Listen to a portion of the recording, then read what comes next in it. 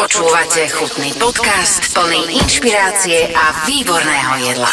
Chalani, ja som veľmi rád, že ste na mňa počkali, lebo som meškal, ako nezvyknem, ale toto bol také, že výnimočné, takže v prvom rade ďakujem veľmi pekne. Musím vám dať 300 komplimentov a dorovnať ten časový skls, ale teším sa, že dnes vám predstavím Lukáša a Jakuba z Bystra 24. Chalani, servus, vítajte v podcaste Chutný. Teraz môžete povedať ahoj, čau. Ďakujem veľmi pekne za pozvanie a samozrejme radi sme na teba počkali, ale počkáme sa na tie komplimenty. Ahoj. Ahoj. Vy ste najlepší. Môžeme ísť ďalej. OK, prvý. Chutný podcast. Kde ste vznikli? Čo sa udialo? Odkiaľ pochádzate?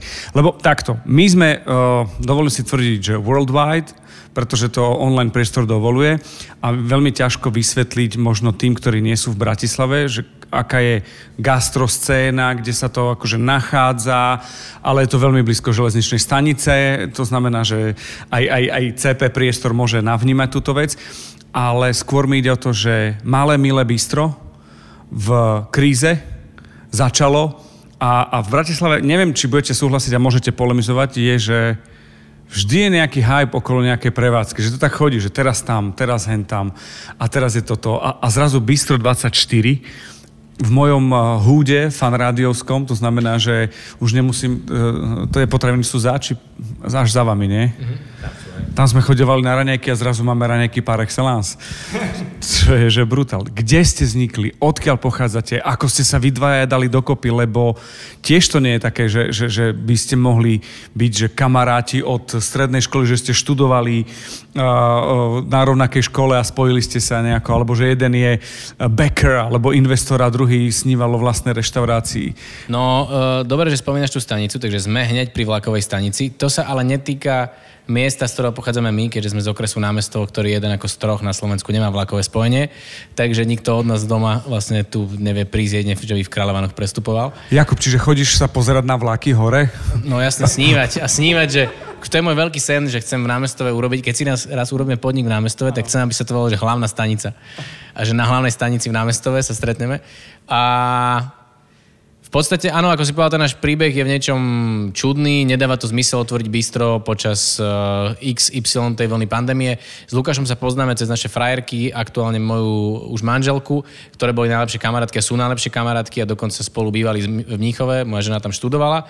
Lukáš inak nemá rád takéto úplne až tak moc veci, dokonca mediálne výstupy a aj vtedy som videl, že on akože veľmi ho baví variť a je to človek, ktorý keď má voľno, že on robil, neviem, ťahal 16-ky a prišiel cez víkend domov, že mal voľno, tak čo by si robil, keď si robil 16-ky celý týždeň? Presne viem, nič. No a on varil a si, toto je fanatik, toho potrebujem. A potom sa rozhodli presťahovať naspäť a vtedy sme sa s Lukášom bavili, že by bolo vlastne super, keby to vyskúšal, že či je on stvorený na to, aby mal vlastnú reštauráciu, lebo ja si myslím, že najhoršie je si niekedy na konci života alebo niekedy v živote vyčítať, že som to ani neskúsil, že je veľmi dôležité to skúsiť a potom si aj povedať, že možno nám to nešlo, lebo nebola dobrá doba, lebo nebol dobrý priestor, lebo niekedy ani sme to nevedeli robiť.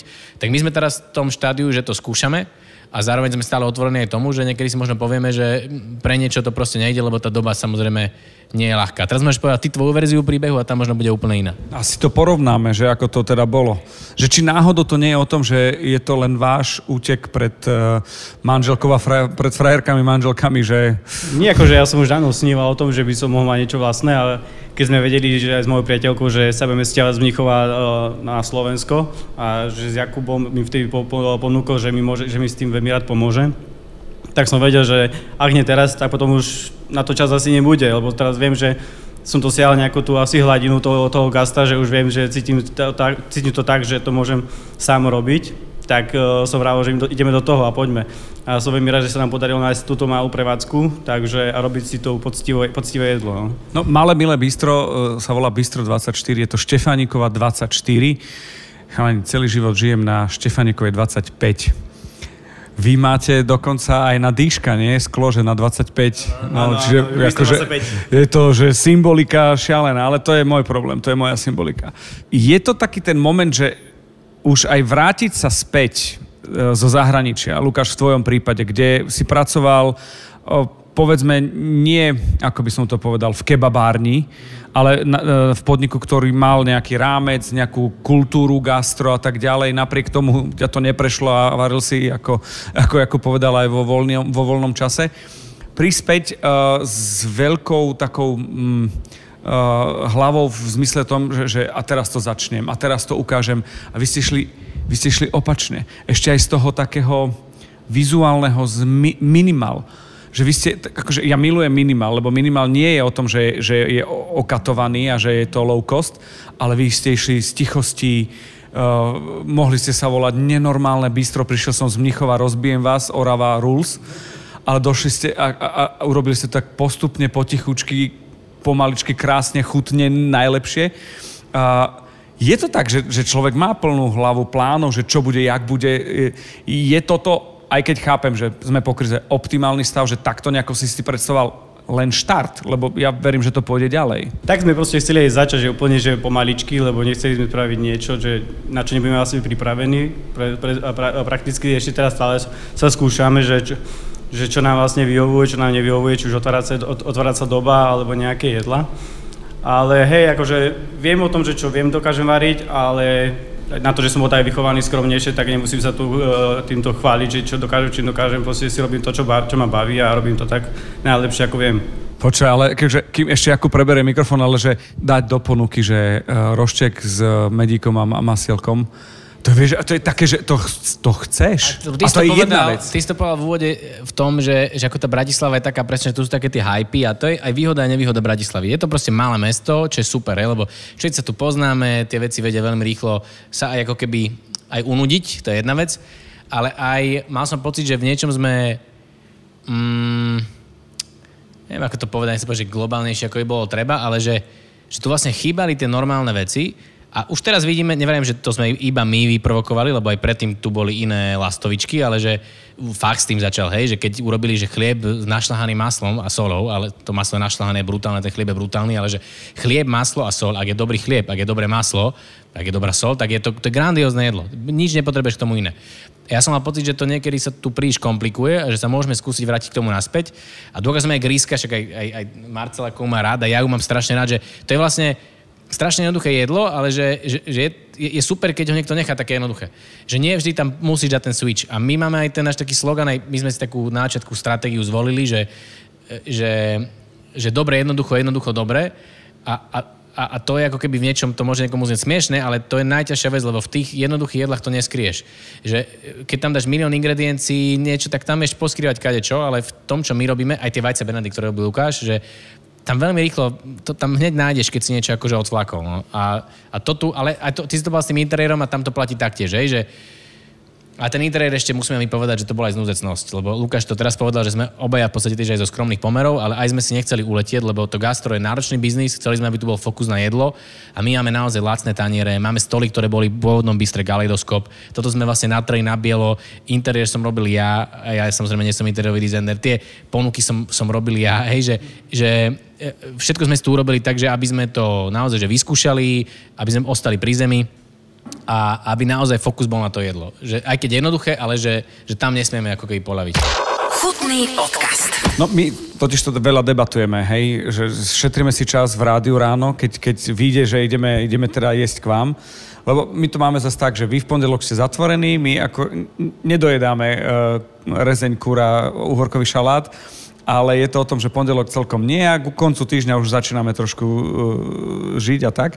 Ale hovoríme, že nie je frajerina urobiť 300 vecí do menu, nie je frajerina vždy niečo nové iné, ale a zas je to o tom, že sme si povedali ako tí hlavní papači u nás v rádiu, že zopakovať to, tú kvalitu dávať pravidelne, bez toho, či mám dobrý, zlý deň, je to stále o tom, že toto už musí vedieť niekto, kto to má vymyslené.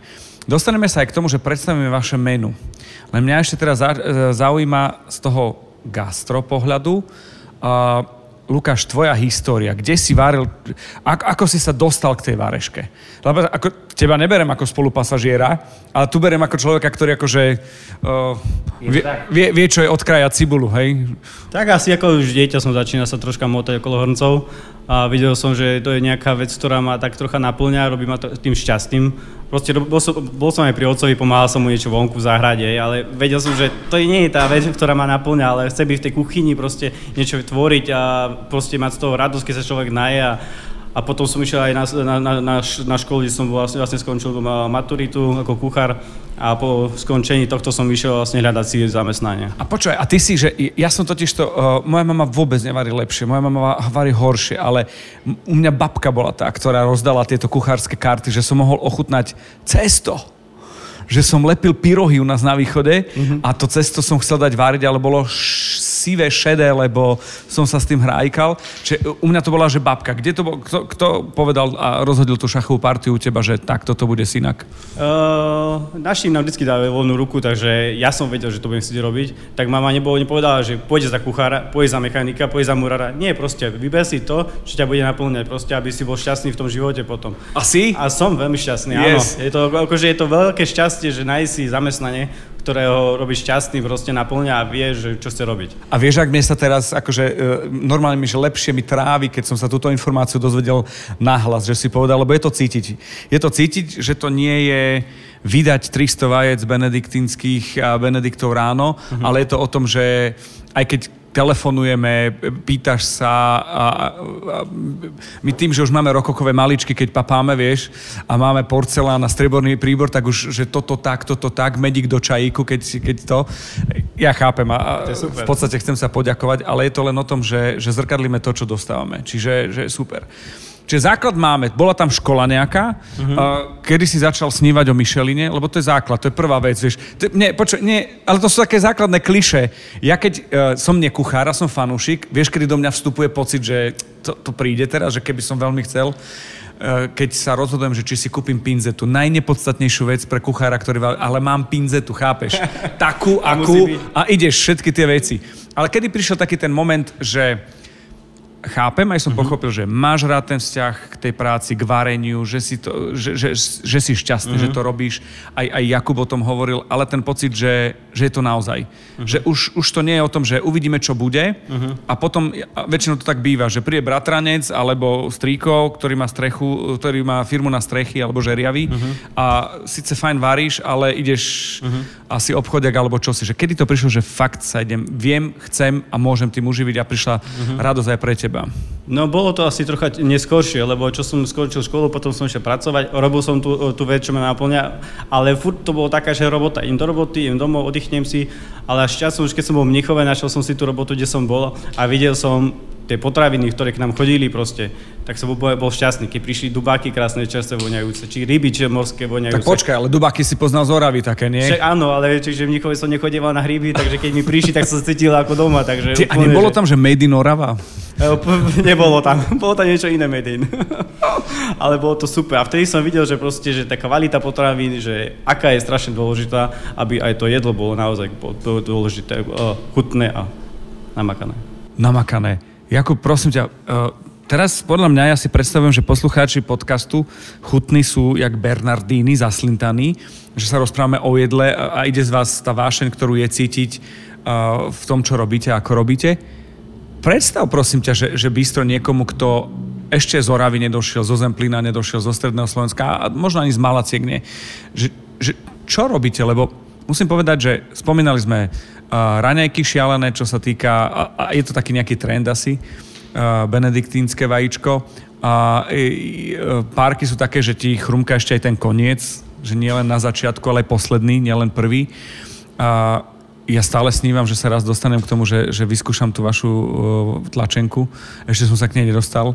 A to príde. Predstav, že ten koncept, ako to ty vnímaš, ty si nekuchár, akože fanúšik, konzument, ale nekuchár v zmysle pri porovnaní s Lukášom. Ja som absolútny konzument. No skús povedať, že ako, lebo mne ide hlavne to, aby vás poznali, že keď fakt na tej železnici vystúpia, prvé kroky nepôjdu do kôšky, ako sa chodilo kedysi do kooperatívy, alebo budú hľadať nejakú 24 non-stop otvorené potraviny, kde sú čudné bagety, ale prídu sem. Ten koncept je jednoduchý, ten koncept je Lukáš. A a ten koncept bol postavený pre Lukáša, je o Lukášovi, on tu je každý deň, čo je pre mňa úplne kritické. Mal som predtým iný, ako keby gastro, startup kvázi a vidím, že to, že tu je ten človek je nenahraditeľné, lebo to vie udržať kvalitu, je tu, ale aj ten kontakt s ľuďmi, to, čo ty teraz spomínaš, ma veľmi teší, že to hovoríš, lebo ja Lukáša tak vnímam, či by sme spolu nemali reštauráciu, alebo mali, akože sa poznáme, sme kamaráti, budeme kamaráti, lebo on je ľudomil a tiež to máme napísané na webe, že akože z úcty k ľuďom a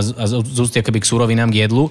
A to nie je fráza, lebo to mne chýba v tých reštauráciách, že teraz zaplatiť, teoreticky, že zaplatiť veľa za dobré jedlo je OK. Zaplatiť veľa alebo málo za zlé jedlo je v oboch prípadoch zlé, lebo si pokazil nejaké suroviny a to je pre mňa najväčšie rúhanie. Potom to nerob vôbec, ak to tak nemáš robiť. A to, že Lukáš má tú úctu k surovinám, lebo aj pochádzame obaja teraz z tej Oravy, lebo aj ako sme vlastne vyrastali, nebolo v nejakej, nie úplne zlé, ale nie v nejakej gigantickej honosti, tak sme naučení ako keby sa k tomu správať s úctou.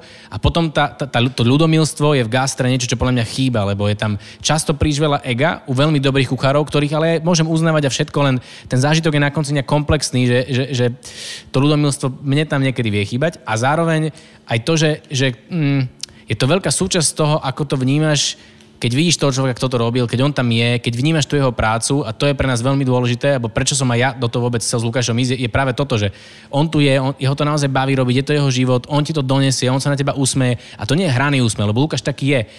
To je na ňom šialené, že on je ten motorová myš, non-stop energetická, non-stop pozitívna, akože tí, čo tu chodia, vidia toto, že vždy sa snaží výsť v ústrety a toto sa nedá hrať. On taký naozaj je, to je pre mňa najvzácnejšia vec, hej, že a preto aj keď to bistro nám raz skončí, to pre mňa nie je aký problém, lebo viem, že on sa v tom nestratí a že toto je najkrajšia vec na tom. Takže ten koncept je Lukáš a teraz, že čo tu robíme, aké jedlo, je postavené na tom, že tak ako vy ste Fan Radio zo strany Leškovej ulice, tak ja mám firmu na 24, takže o 2 domy ďalej.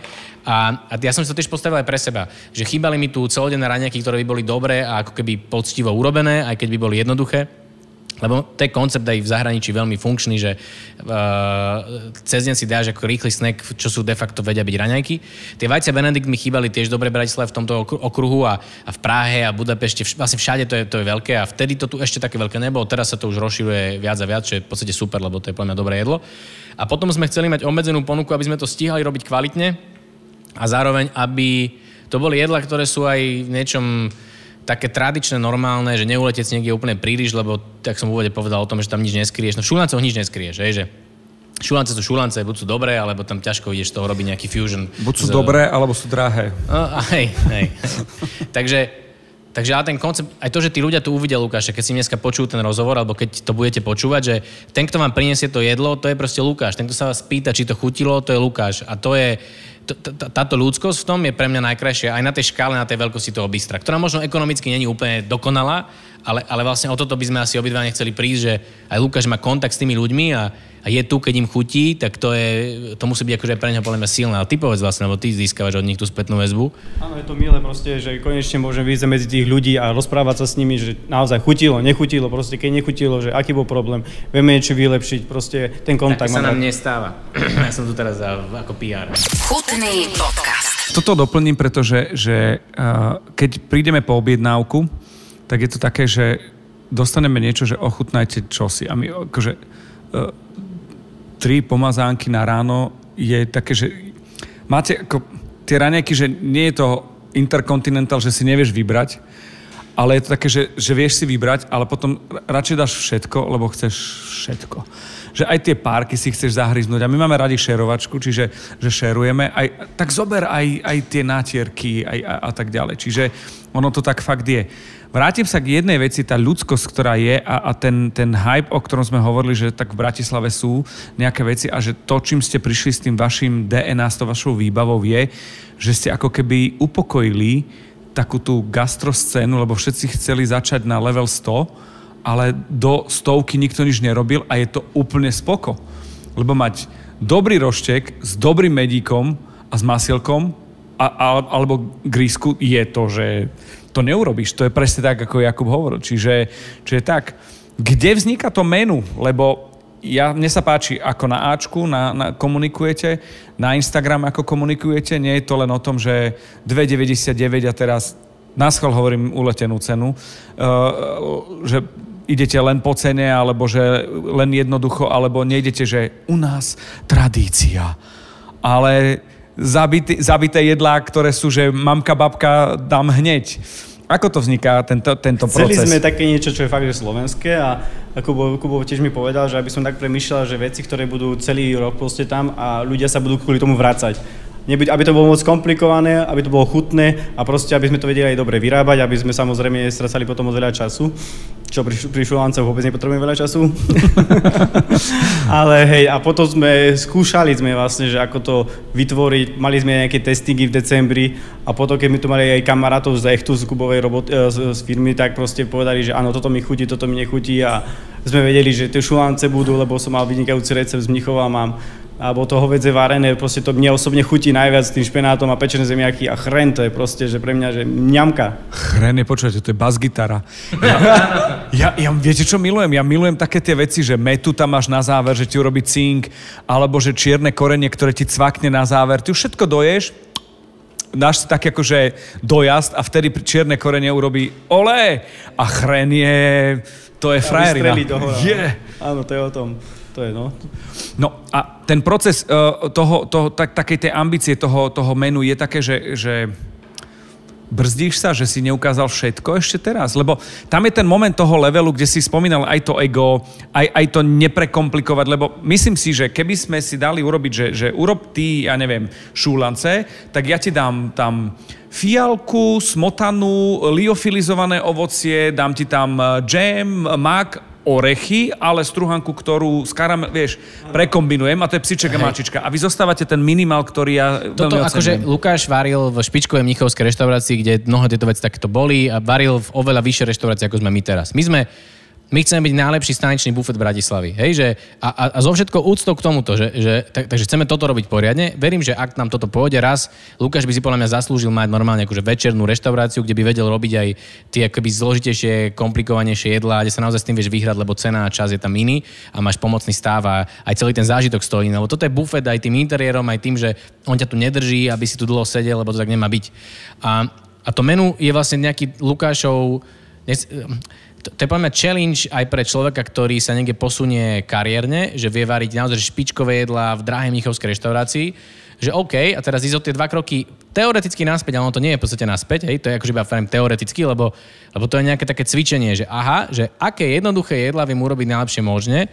A aj pri tých našich týždenných menu máme týždenné menu, máme vždy denné menu, máme v podstate každý deň aktuálne na výber zo 4 iných jedál okrem stáleho menu. Je to vždy podľa mňa pre Lukáša tento challenge, hej, že OK, vypražaný syr, vypražaný karfiol, kôprovka, hej, že veci, ktoré všetci poznáme, každý má nejakú predstavu v hlave, ako to robila jeho mama, jeho babka, ako si aj ty spomínal svoju babku. A teraz, ako sa to dá urobiť tak, aby sme tam zachovali podstatu, urobili to dobre a nám ešte veľmi záleží na tom, aby sme neplitvali. Práve preto u nás tie jedlá aj niektoré vyzerajú tak, že sú veľmi jednoduché, lebo my chceme, aby tak vyzerali. Máme napríklad pravidlo, že nedávame na ten tanier nič, čo tam nemá byť, alebo nemusí byť tak. Lebo aj pri tých mnohých ozdobách, hej, že sú nemenované reštiky Bratislava, ktoré napríklad robia aj že dobre brinzové halušky, ale sú nejakým zeleným práškom posypané, sú tam nejaké jedle, kvety, veci a že mne to príde, že to uberá z tej pointy, že tie halušky sú dobré, ale toto akože načo? Lebo napríklad ten prášok tam mi nedáva žiadnu chuť. To je iba nejaká. No a my sme napríklad touto cestou nechceli ísť aj pre teda tú pointu toho bystra, že to je fakt, že staničné bistro, aj preto, že chceme ísť k pointe toho jedla. Že nie vždy jasné, že to vizuálne nemôže vyzerať zle, ale že u nás v tomto podniku, v tomto type podniku má byť naozaj fokus na to jedlo a chceme ukázať, že áno, že aj vypražený syr vie byť akože veľmi dobré jedlo, keď to neodflákneš, keď to urobíš poriadne, dobre a vymyslíš tam možno jeden nejaký fórik, ale bez toho, aby som okolo musel mať jedle kvety možno a musel tam mať jednu malinu a nejakú oblohu alebo neviem, preliate to balzamikom alebo niečím, že keď sa to bude hodiť a bude to mať chuť a bude to mať pre Lukáša zmysel, on to preleje tým balzamikom. Ak to ten zmysel nemá, tak je to plytvanie, je to za nás ako keby neekologické, nepraktické, zbytočné, uberá to ten čas, ono to niečo aj stojí pravdepodobne a že my sme chceli v tomto naozaj k podstate, že čo by tvoja mama urobila, čo by tvoja babka urobila, že aj suroviny, aj ako keby to jedlo, ale samozrejme nie je nejaký, akože nerobíme skanzen, takže nemá to byť, že ako by to ona urobila, lebo to tak robila 100 rokov, ale že plus ten posun všetkých tých vedomostí, ktoré Lukáš má. No v podstate je tu ten moment, že ak čakáte, že Lukáš je v Oravskom kroji, nie je to tak, ako ten skanzen je, že nedieje sa tu zuberec, ale vrátim sa k jednej myšlienke. to, že to na tom tanieri je to, čo má byť. Myslím si, že Úrad pre minimalizmus škandinávskeho života a lifestylu by z vás bol, že vám by dali Nobelovú cenu. Že v tejto prekombinovanej dobe ísť back to the roots, ale stále na leveli, ktorý je, že taký chutný, to je neuveriteľné. To je akože klobúk dole. A to už je asi 7-8 kompliment a vznikol z debaty a zo zážitku. Ale my ti to rátame o tom, že si meškal, takže je okay, ešte takých 12 a sme 50-50. A sme na nule. Ešte, ale to je, že lebo minimalizmus aj v architektúre aj v mnohých iných veciach, že vychádza samozrejme z nejakej potreby funkcie. A pre nás aj to jedlo, že my sme rýchle bistro na Štefaníkove, ktorá je rýchla ulica. Ona mohla byť mestským bulvárom, ale už nie, lebo tu nie je električka, nikdy nebude, lebo je napojená na most SMP. To je jedno teraz, ale že je to rýchle bistro a náš challenge, že vieme robiť rýchlo a chutne a ako keby poctivo tie veci a také, aké vieme robiť, také tu robíme, bez toho, aby sme tomu dávali, alebo snažíme sa tomu nedávať ten nános, ktorý by tam nemusel byť. Ale to je, hej, že to je taký náš ultimátny cieľ, ktorému sa niekedy približujeme, niekedy vzdialujeme.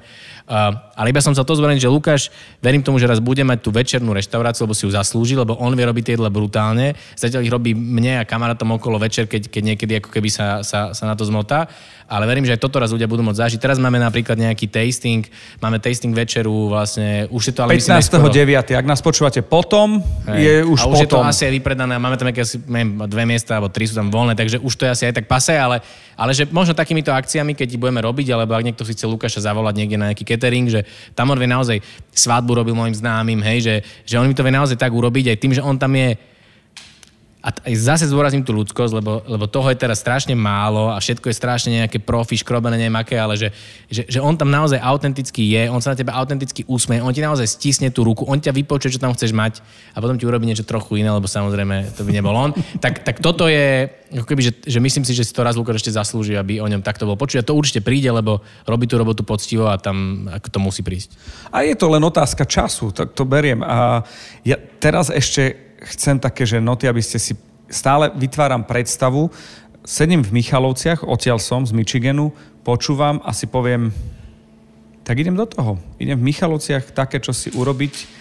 Ja chápem, trh v Bratislave, v Michigane je iný. Ale teraz skúsme si možno aj povedať, koľko tu máte metrov štvorcových? Koľko stolov?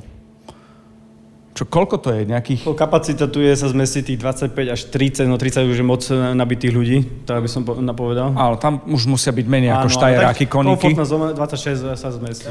No, 50 metrov podľa mňa? Tak, 50 metrov, kuchyňu máš koľko? Kuchyňa malička, toto má 4. Povedzme si rovno, niektorí v domoch majú väčšie kuchyne, ako máš ty tu a obracaš sa. Druhá vec je, už aj keď prvý kontakt, keď vstupujem, vaša výkladná skriňa a kvetinka, Cornelia, je pre mňa, že keď sme brali raňajky, že možno príjem na obed, ale vyberte si, lebo už to vyzerá, že to je ten hype, ktorý som, že už nebude. A tí ľudia, ktorí prišli aj možno od vás z kanclu, respektíve z firmy, je o tom, že zrazu som videl, že vy ste išli robiť pre nich catering. Pre mňa to bol, že ďalší step a level. Čiže má to zmysel aj v Michigane. A to je úplne jedno. V námestove vidíte to? Ja viem, že to je ťažké. Lebo poviem vám, že poznám ten princíp, keď som povedal mojej mame, že idem na kávu s kamarátom, mi povedala, kávu si dáš doma. Ale to išlo o čosi iné. Ale tento princíp, ja teraz netvrdím, že má to byť franchise, ale že či má zmysel aj v iných mestách robiť to takto, neberte to v zlom, v milom malom. Takto to je. A stále kvalitnom, o tom potom. Vidíte ten priestor na to? A to vás neposielam na Oravu domov. Akože určite vidím v tom niečo, že by to mohlo aj tam fungovať, ak sa to bude robiť ako tu presne poctivo a chutne. Prečo nie? Proste tí ľudia sa budú vrácať, keď zistia, že naozaj to jedlo je chutné, lebo teraz je aj dôležité, nie že aby človek zaplatil peniaze za to, ale aby mal z toho aj pôžitok. Bol najedený a bol spokojný, aj bol šťastný a povedal si, takto sa to má robiť a preto sa tam vrátim. To je dôležité pre mňa. To je super, ja mám to odjedené, čiže to... Ale ty, ak cestuješ, musíš veľa cestovať, že ja akože posledných 10 rokov ten progres je, jasné, že to vníma, jak človek chodí pravidelne, tak to vníma automaticky, ale ten progres je gigantický, hej, že čo sa urobilo na Orave, ja môžem hovoriť za tú Oravu, Michigane som bol iba párkrát, takže tam neviem presne, aká je situácia, ale aj tam som sa by the way dobre najedol. Teraz, že na Orave námestovo Námestové na tom podľa mňa veľmi dobre, Orava je na tom tiež veľmi dobre, minimálne akože horná, ale aj dolná, tam teraz Kaštel, Vyšný Kubín, v Námestove Vogdok, Lukášovi kamaráti majú tribúnu pub v Novoti, chalan jeden, tiež náš kamarát, ktorý robil s Polreichom, si otvoril úplne maličký stánok s burgerami v obci Zakamenné, vynikajúce burgery, mal som ich perfektné, v Námestove Marina, Bistro, vynikajúce burgery, že reálne minimálne akože Námestové na tom, že veľmi dobre gastronomické, a keď tam chodia moji kamoši známi z Bratislavy, že to sú veci, ktoré sú pre nich úplne, že nik ani nemihne okom, že či to bolo zlé. Teraz som bol s mojimi rodičmi tiež akože po Slovensku trochu, najedli sme sa dobre, v Spišskej Novej Vsi, v Nostalgii, naozaj, že veľmi dobre. V Tatranskej Lomnici je dole pri vlakovej stanici talianská reštaurácia, La Familia, ak tam niekedy povieš, to úplne nedáva vôbec zmysel, že to tam je. Čerstvé ryby, ale akože surreálne dobré, že dobré, že na Bratislavu dobré a plus, hej, že ja podľa mňa sa to veľmi hýbe vpred. Jedinú vec, čo mám strach, je, že ono to nie je dobre ekonomicky nastavené a celý ten biznis je na Slovensku ako keby nesprávne nastavený od začiatku. V čom? A to je, samozrejme, DPAčka je obrovský problém, že kým nebude nižšia DPAčka, tento biznis sa v podstate nedá robiť tak, aby dával zmysel. A zároveň potom samozrejme náklady na ľudia, ktorí počas pandémie odišli, už to robiť nechcú. A potom, že reálna predstava, koľko má stáť to jedlo, ak je dobre urobené. Že to neexistuje. Ono sa to postupne zdvíha, ale je to denné menu, že kde by mal byť ten začiatok, aby sa to vôbec dalo kúpiť napríklad tie súroviny a urobiť dobre, je niekde úplne inde. A samozrejme, že to je potom dumpované, tie ceny sú dumpované niekým, kto má možno toho príliš veľa, môže si dovoliť to nejak znižovať, lebo niečo. Ale základný problém je DPAčka a potom reálna predstava o tom, koľko má jedlo stáť. A tá budúcnosť teraz je podľa mňa veľmi neistá pre množstvo tých gastroprevádzok a myslím si, že nastane taká facka ešte do zimy, kedy akože viacerí ľudia to pochopia, že to vôbec není štandardné mať pri sebe, alebo že to nemusí byť samozrejme mať pri sebe dobrú reštauráciu a že si to možno budeme trošku viac vážiť. A ja som chcel, že tebe vlastne poďakovať veľmi aj vám z Fanradia za to, že tu chodíte, lebo to nie je tiež samozrejme a že nám aj dávate naspäť tú energiu, alebo Lukášovi, lebo to je niečo, čo tiež potrebujú tie reštaurácie počuť, že za ne niekto postaví, že ich pochváli, že ich zazdieľa. Bez toho to nevie fungovať. A hovorím, že sme trošku podľa mňa rozmaznaní, že zabudáme, alebo že dáme 4 zlé hodnotenia, alebo sme nastratili, alebo sme čakali niekde 5 minút, a však ja som bol taký istý. Ale tie dobré hodnotenia sa nám až tak nechce dať, že však tak bolo to na 4,5 hviezdičky, no tak im to nedám. A pritom to je akože kritická vec teraz, aj na tom Google Maps má tie hodnotenia, tak možno je to tak niekto počúva, tak to je taký apel na to, že neberte za samozrejme, ak máte okolo seba reštiku, kde chodíte, pochváľte tých ľudí, dajte im hodnotenie, dajte im tringelt, lebo ten biznis je, tým, že ja som tiež akože v inom biznise a vidím, čo tu Lukáš musí vlastne odrobiť si, že tak neuveriteľne ťažký biznis, ktorý je tak nešťastný, že na tom na Slovensku zarába možno, že akože percento ľudí a je to, akože nebude to tak skoro podľa mňa lepšie, takže si strážte tie dobré reštaurácie v okolí a tak si akože hýčkajte a opatrujte si ich. Tak prisahám. No počkajte, akože medzi Fanrádiom a Bistrom 24 je len jedna búdka, kde púšťa človek na parkovisko, aj to už je tam na nejaké cvakátko, čiže je dosť možné, že tam by mohol byť nejaký taký, že burger, alebo čosi. Takže toto súhlasím, ja to takisto vidím. Viete, čo je super, a toto v podstate aj vám chcem povedať, aj tí, ktorí počúvate podcast, či je to Jarda Židek, alebo Peter Duranský v rámci súťaže Bocuse, alebo Michelin vo Viedni. Ale aj vy tu, v Bistre 24, je to stále o tom istom, že ten princíp je, že surovina, poctivo a komunikácia. To sú také tie základné veci a to je jedno, či sa rozprávaš s ľuďmi alebo s surovinou, ktorú pripravuješ. Lebo ja si ináč myslím, že Lukáš, ty sa rozprávaš. S rýbkou sa rozpráva, že poď moja. Je to tak? Tam musia byť emócie. Musíme sa spoznať. Ak sa nepoznáme, nemôžeme spolupracovať. Takže do Padvice ide kamarát. Čo ste najlepšie, najchutnejšie v živote jedli, taký, že zážitok, kdekoľvek na svete, čokoľvek to je. Máte taký moment, ktorý je? Musím porozmýšľať. Rozmýšľajte, to príde. Ja si pamätám jeden jeleň chrbát v LS-ku si pamätám na čokoláde, ale to bolo dávno ešte v začiatkoch LS-ka modré. A to si pamätám, že to bolo, lebo si to pamätám, že to bolo fakt akože silné a prišlo mi to, že jeleň chrbát na nejakej čokoládovej omačke, že šialená vec a bolo to perfektné, ale ako keby teraz ma vie potešiť a vie mať zážitok z takých blbostí, ako že dobrý chlieb, že predčerom som si kúpil, alebo sme mali doma, že dobrý chlieb a som si večer robil praženicu, ktorá nebola taká, ako by urobil Lukáš, ale som bol nadšený z toho chleba, že vlastne už len tá vec, keď je dobre, že ten chlieb niekto dobre urobil, že aké to je super, lebo je kopa tých chlebov kadejakých a teraz je tiež na výber milión, nevieš ani čo ješ, ale som jedol krajec chleba a si viem, že bože, to je akože to je úžasné, aký ten chlieb je dobrý.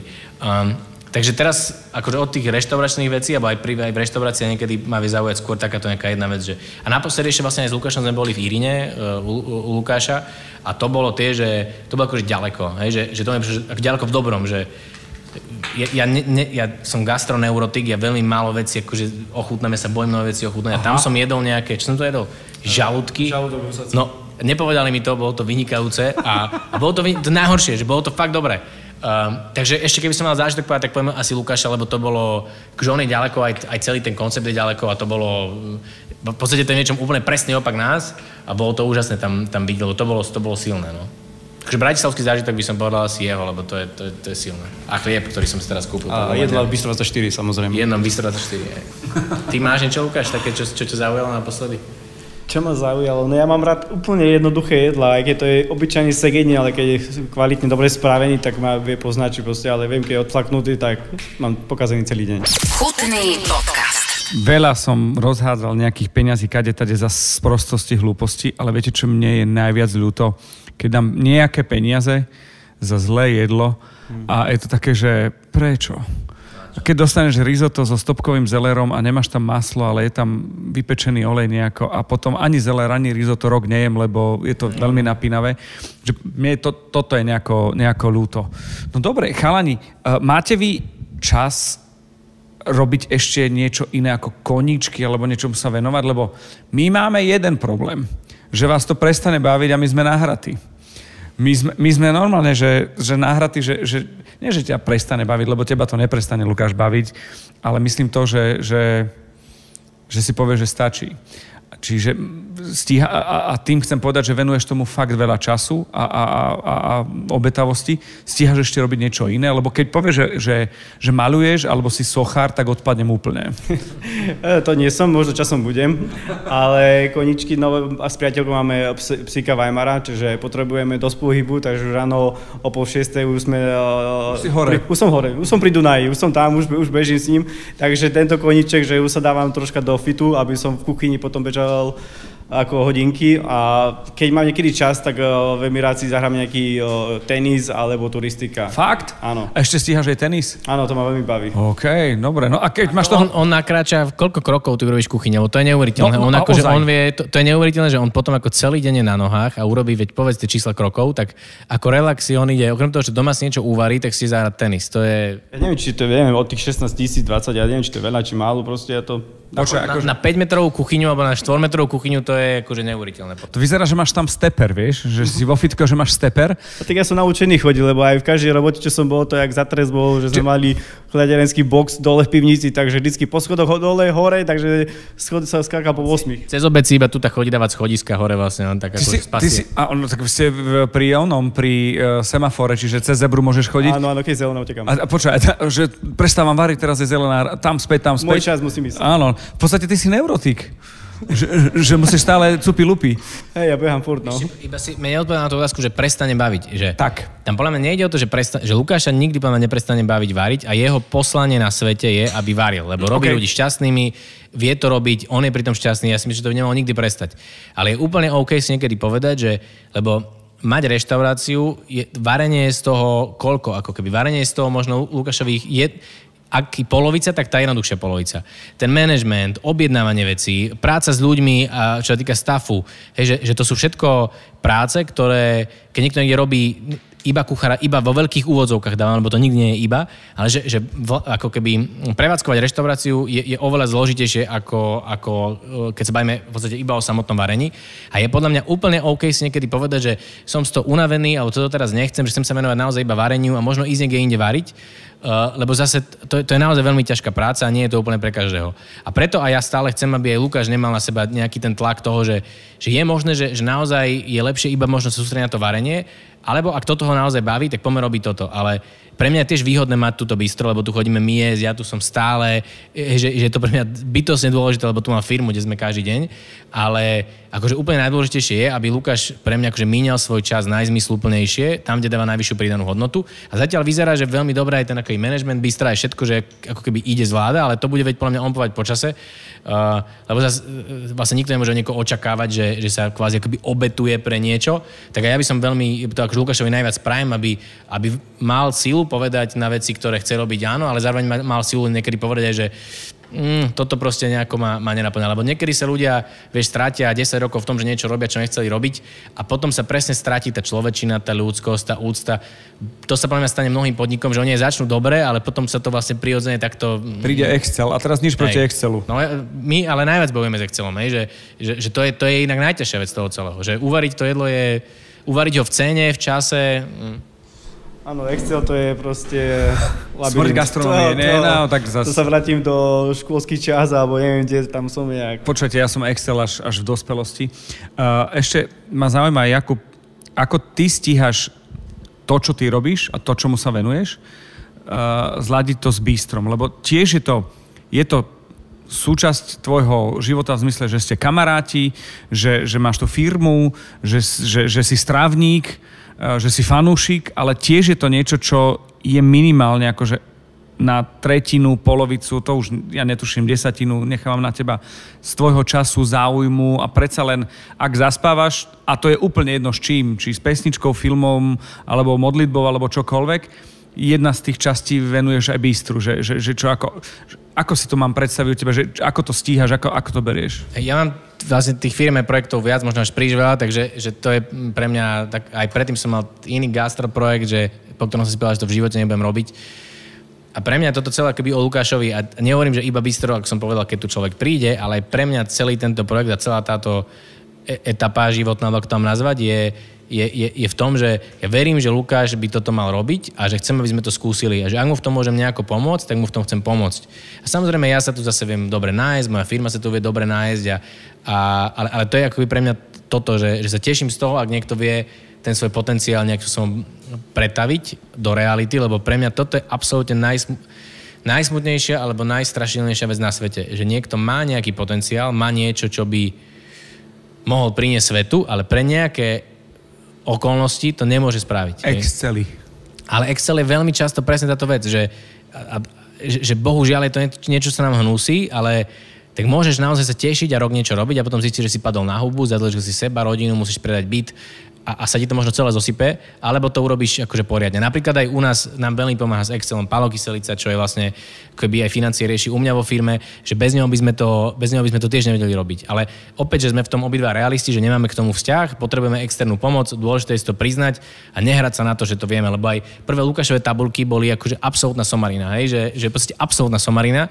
A ja som sa poučil práve z toho predtým gastrobiznisu, kde sme mali asi 3 mesiace v tých tabulkách, nám vychádzalo niečo, čo bola absolútna somarina a my sme tomu nejak verili a sme sa z toho tešili, že to sa nedá, bo to je taký ako keby obrad a toľko malých položiek a toľko malých vecí, že keď jedna vec vlastne ústrelí sa, tak sa ti to veľmi rýchlo zosypať. A mám pocit, že veľa tých ľudských príbehov, ktoré opäť, že aj talent, aj chuť, aj možno iné veci sa zosypali práve na tomto, čo mi príde škoda. No a teraz k tomu iba môjmu času, že ja to beriem ako keby hobby, že sa z toho teším, keď tu môžem zavolať klientov, teším sa, keď... ale to je vlastne úplne egoistické, ja sa chcem vlastne dobre nájsť. A keď tu niečo iné také nebolo, tak sme to museli spraviť s Lukášom, spravili sme to, sme veľmi radi, aj vám chutí, super, ale ako keby pre mňa toto je kritické, že napríklad, že si viem v mojom okruhu dať dobré vajce Benedikt, už teraz je Bratislava viac a reálne, keď sme to my ešte iba ako riešili v tých našich nápadoch, bol to veľký problém. Akože v hotelových, fancy hoteloch si to vedel dať, kde boli 30 eur raňajky, tuto v okruhu, potom som zistil, že Marina vraj robí, ale som to vtedy nevedel, že ich robí, lebo nikde to nejak nebolo ani komunikované. A ja som ich veľmi chcel jesť, lebo som bol naučený z iných miest na to. Takže to je taká drobnosť, ktorá mne úplne stačí, že si viem sa dobre nájsť v Bratislave, viem tu pozvať mojich kamarátov, ľudí. Takže to je super. A ja verím raz, že to bude čisto Lukášové, že to je tá idea za tým. Odkiaľ máš vajca? Z chladničky. Počkaj, suroviny ako sa dajú riešiť pri milom a malom bistre, lebo iba takto budem hovoriť o vás v dobrom, ale nechcem hovoriť v malom v tom, že Lebo asi inak sa to rieši v nejakom fancy hoteli alebo už len v hoteloch, že máš dodávateľa, vyberáš si, ale musíš sa asi odkrútiť, odmakať, je to tak, nie? Áno, chodím si aj sám nakupovať, vždycky si idem ráno, aby som mal vždycky to čerstvé.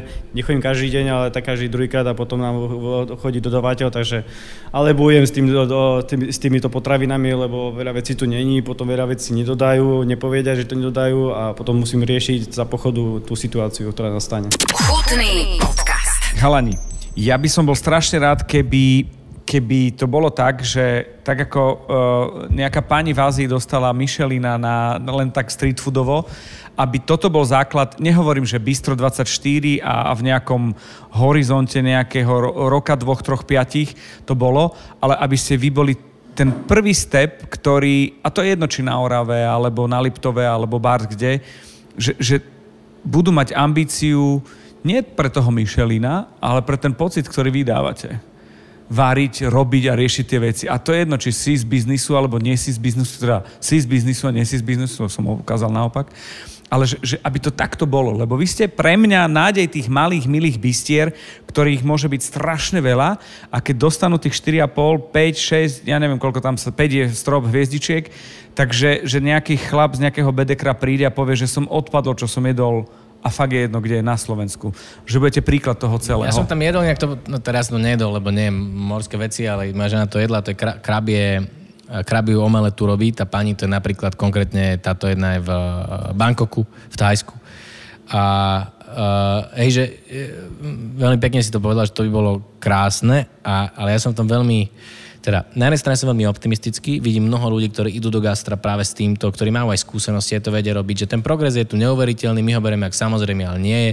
Aj Bratislava sa posunula výrazne v tomto regióne tiež, ale opäť sa vrátim k tomu, že bez zníženia DPH-čky to nepôjde a bez toho, aby ako keby ja som už v stave, že napríklad ak tu príde politik nejaký, že ho neobslúžime, ak nám nepodpíšou verejne na vyhlásenie, že to podporí, lebo ono sa to naozaj, ja tie Excely, alebo ukážem to ľuďom a my to vysvetlíme, že máš proste veľa nedPH-čkových nákladov, všetky príjmy sú DPH-čkové, že to ti proste nevychádza, všetky krajiny okolo to tak ako keby nemajú, že bohužiaľ sa to nedá robiť a tým pádom, ak sa to nezmení, sa motivujú iba ľudia, ktorí do toho biznisu chcú ísť možno nečestne alebo nejako inak a v podstate sú trestaní tí, ktorí to chcú robiť poctivo a to mi príde najšialenejšie.